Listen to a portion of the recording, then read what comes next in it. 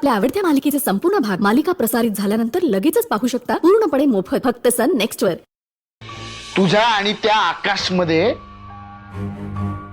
काय चाललंय मला आत्ताच्या आत्ता खरं खरं कळलं पाहिजे। मुक्ता बोल बोल। अहो तुम्हाला सांगण्यासारखं आमच्यात तसं काहीच नाहीये। नाहीये? काहीच नाहीये?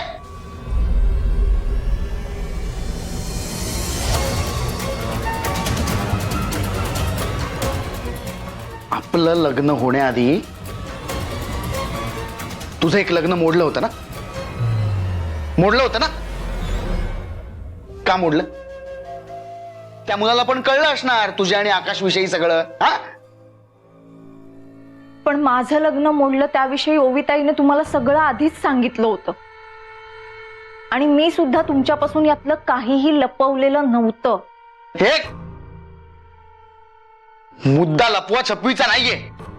मुद्दा हा आहे की तुझं एक लग्न मोडलं होतं कारण त्या मुलाने तुझ्यावर पाळत ठेवली असणार। त्याने पाहिलं असणार तू कुठे जातेस, कोणासोबत फिरतेस, कोणाकोणाला नादाला लावतेस। तुझे नाही चाळेना पास।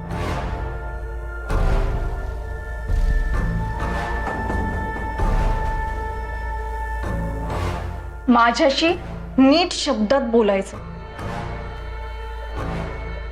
मी ऐकून घेते म्हणून माझ्याशी जर चीप भाषेत बोलणार असाल ना तर आत्ताच्या आत्ता इथून निघून जा।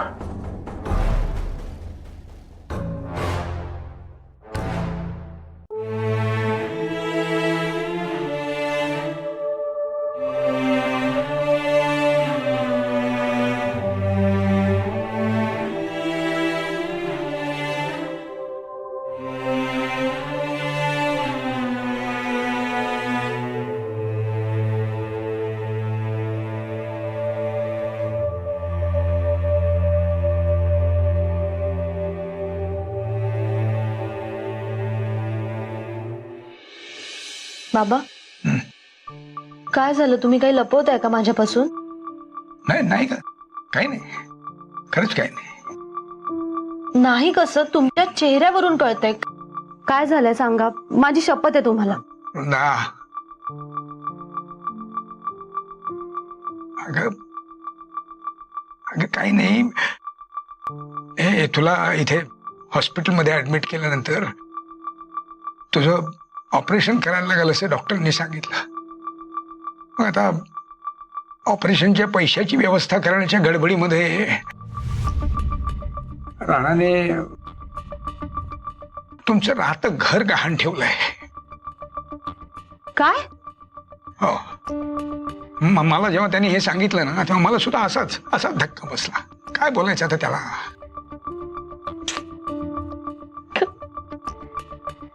अहो पण या ऑपरेशन साठी घर गहाण ठेवायची काय गरज होती यांना?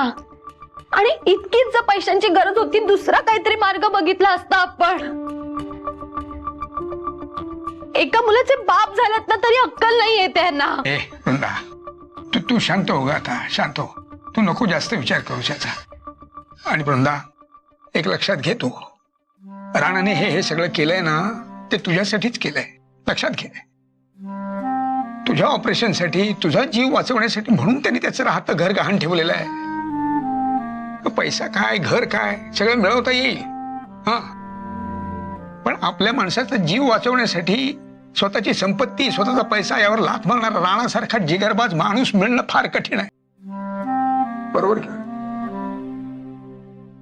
शांत शांत। अगं तू नको आता या सगळ्याचा विचार करत बसूस। हे बघ, राणा आता गेलाय तुझी औषधं आणायला म्हणूनच गेलाय, येईल तो आता इतक्यात। आणि बरं का वृंदा, हिच्या 5वीच्या पूजेविषयी मी थोड्या वेळापूर्वीच गुरुजींशी देखील बोललोय। हो, 5व्या दिवसाचा मुहूर्त देखील खूप चांगला आहे असं म्हणत होते ते। आपण एक काम करू, त्याच दिवशी हिची 5वीची पूजा देखील करून घेऊ हा।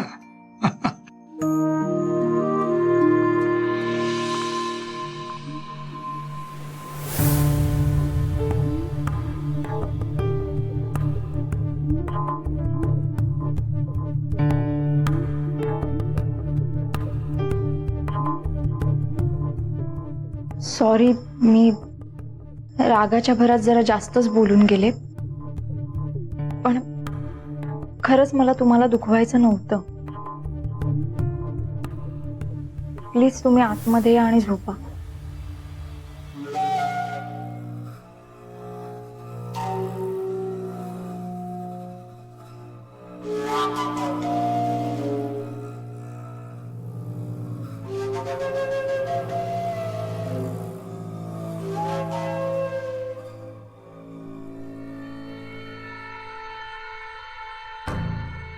का एकटीला येत नाही झोप? का सवय गेलीये एकटीने झोपायची?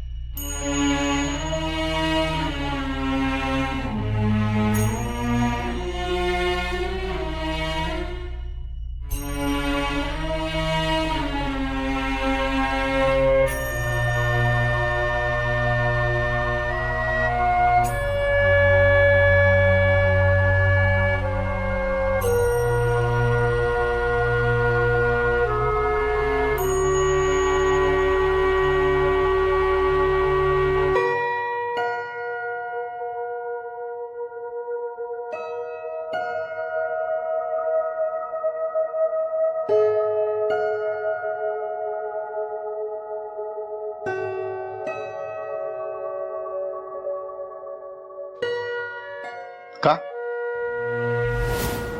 एकटीला येत नाही झोप? का सवय गेलीये एकटीने झोपायची?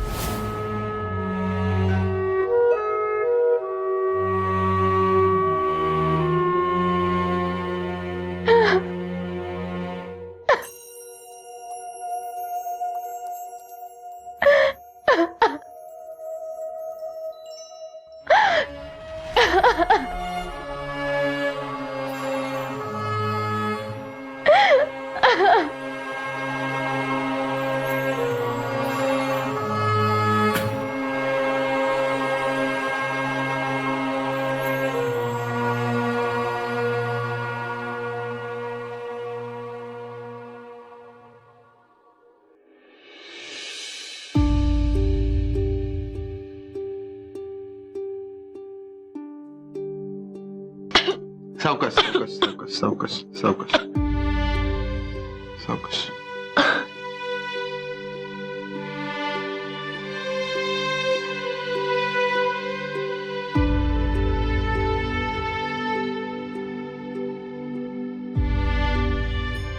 माझ्यामुळे तुम्हाला खूप त्रास सहन करावा लागला. ग वृंदा, त्रास कसला राव? ग बायकोच तू माझी. आणि आता तर तू या जगातलं सगळ्यात भारीतलं गिफ्ट दिलंयस आपल्याला, आपली बर्फी.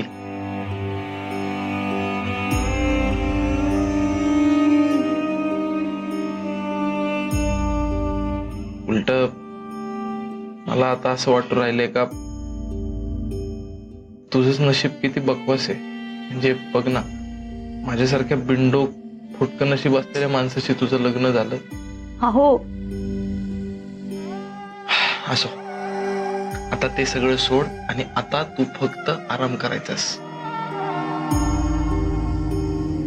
पण माझ्या ऑपरेशनसाठी मला आपलं राहतं घर गहाण ठेवावं लागलं. अगं वृंदा,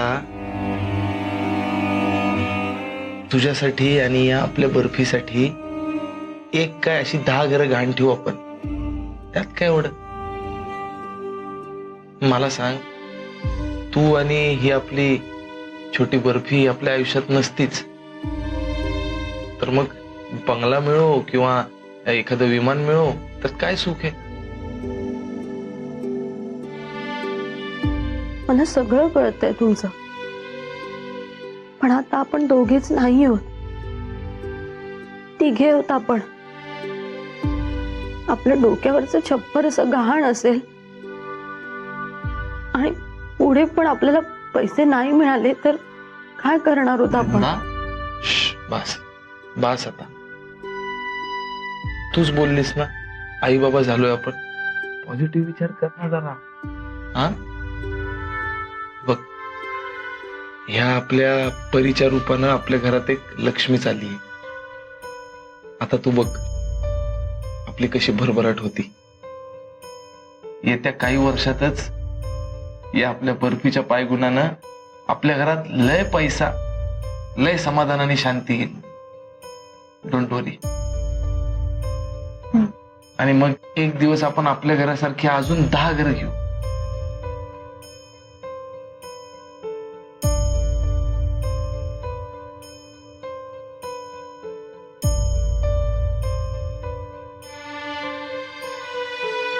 अहो, तुम्हाला बिझनेस वरून संकेत काही बोलला नाही ना? नाही, तसं काही बोलला नाही तो. हा, पण नाराज झाला होता थोडा. साहजिक आहे ना, त्याच्या भरोश्यावर त्याच्या शब्दावर आपण माल घेतला त्या दुकानात, नाराज होणारच तो. पण तू नको लोड घेऊ संकेत भाऊचा, मी करतो हँडल त्याला व्यवस्थित. आणि आता फायनल सांगतोय, आता तू फक्त आराम करायचास. पैसे आले की लवकरात लवकर मी कर्ज फेडून टाकतो आणि आपल्या घराची कागदपत्र त्या दुकानदाराकडनं घेऊन येतो.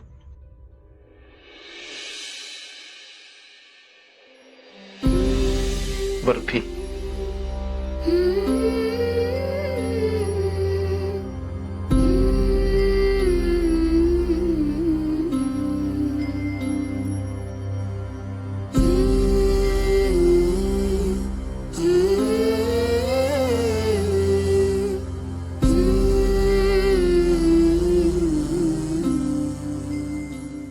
आहो, साव.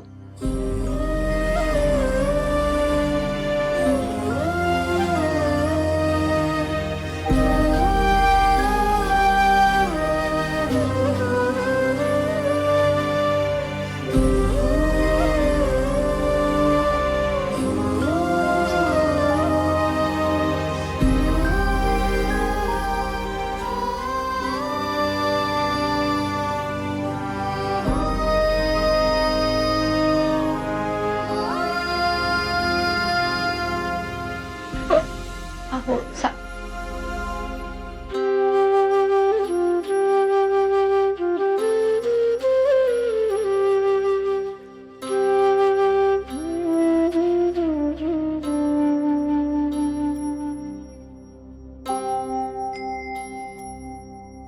काय नानाशेठ, बाबा झालाय, कसं वाटतंय? जाम भारी वाटतंय यार वृंदा.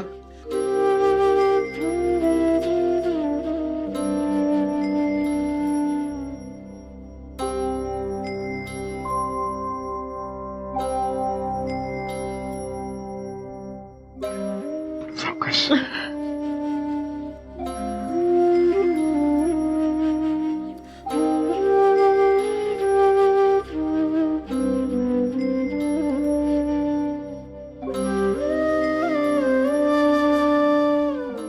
वृंदा, थँक्यू.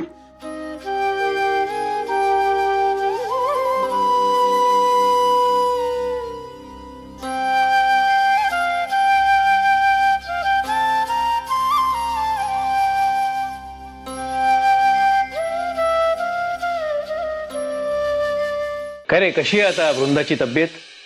हो, वृंदाताई आणि बाळ दोघे ठीक आहेत. आणि बाळाचं तर विचारूच नका. बाळ एकदम मस्त आहे. हे गोबरे गोबरे गाले आहेत, गुटगुटीत एकदम. अरे वा, छान. नाही ते सगळं ठीक आहे ऋषी. मुक्ता आली होती का रे? मुक्ता नाही. कमालच आहे. नाही म्हणजे सख्ख्या बहिणीला बघायला ती आली नाही का रे? दादा एक काम कर, इकडनं बाहेर गेलास ना, लेफ्टला तुला ऑटो मिळेल. ऑटो पकड, मुक्ताकडे जा, तिला विचार का आली नव्हतीस ती.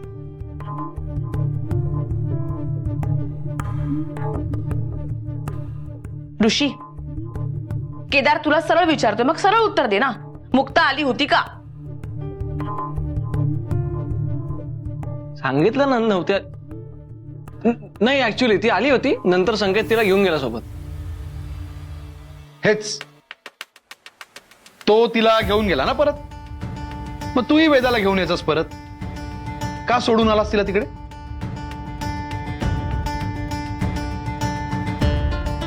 तर तो तिला घेऊन गेला म्हणून मी पण घेऊन यायला पाहिजे का वेदाला? मी काय कोणाला कॉपी करणार नाहीये. मला जे योग्य वाटलं ना ते मी केलं. आणि मुळात ज्या बहिणीने सगळ्यांना आईसारखं सांभाळलंय, जेव्हा ती आई होती तेव्हा तिच्यासोबत कोणी नको? ओ हो हो हो, उच्च विचारसरणीचे ब्रँड अँबॅसेडर.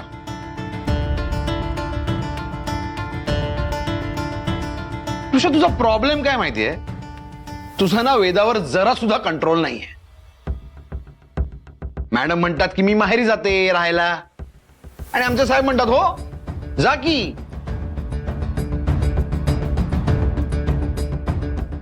नाहीतर काय. ऋषा, बायकोवर थोडा तरी कंट्रोल हा हवाचा.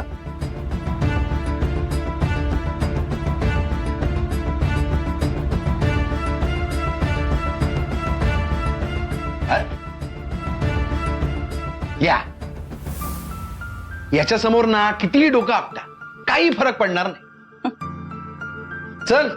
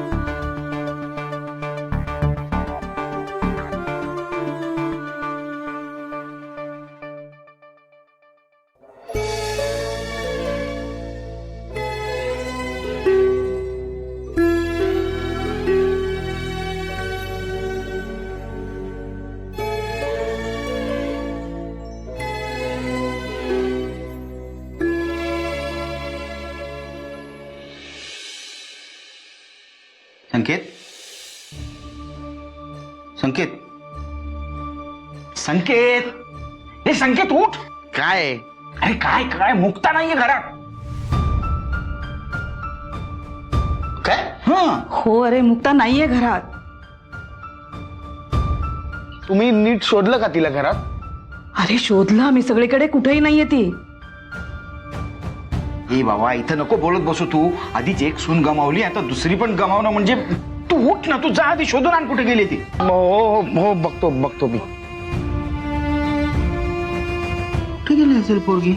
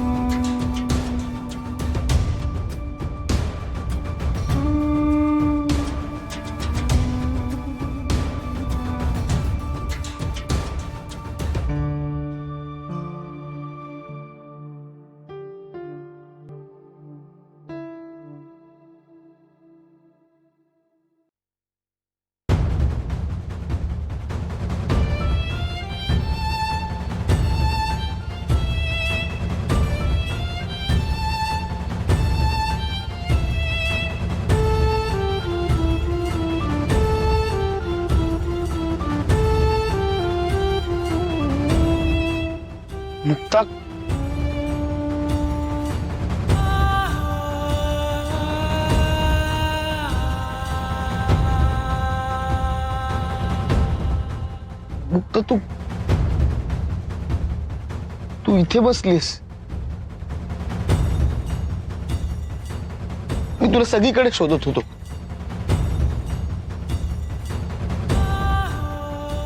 मुक्ता मला अशी सोडून नको ना जाऊस.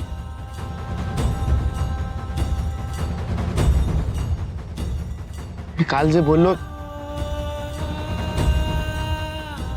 त्यासाठी खरंच सॉरी.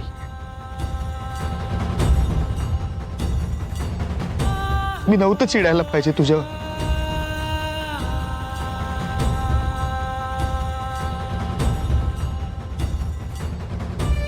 मी चुकलो मुक्ता. पण मुक्ता मला असं प्लीज सोडून जाऊ नकोस. मला प्लीज सोडून जाऊ नकोस मुक्ता.